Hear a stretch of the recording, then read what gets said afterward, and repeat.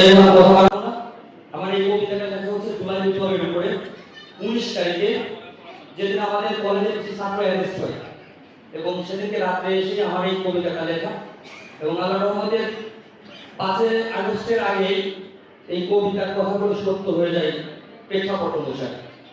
আমার কবিতার নাম ছিল হচ্ছে স্বৈরাচারের পতন।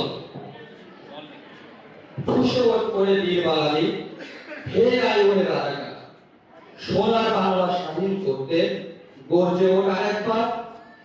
তুমি কে আমি কে, রাজাকার রাজাকার, এই রাজাকারই করবে বিনাশ পিশাচ স্বৈরাচার।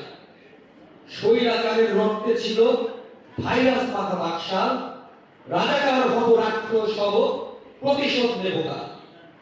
রক্ত থেকে রাক্ষসীদের নাটক দেখেছি দেশ, মহররমের বিপ্লব হলে খেলা হবে দেখে নিস।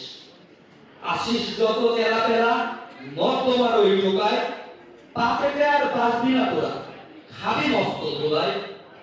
সৃষ্টিকর্তা দিয়েছে সুযোগ তোদের সাময়িক, ঘড়ির কাটায় শেষ লগ্নে পাবি না তোরই। বীর বাঙালি মারবে পাড়া গর্দান বরাবর, স্বৈরাচারের পতন দেখে হাসবে যে আমরা।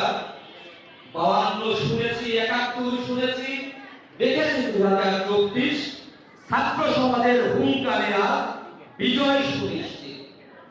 নতুন সূর্য উঠবে আবার ঘটিয়ে স্বৈরাচার, পঙ্গপালেরা বুঝবে আবার এবার কে আসল রাজাকার।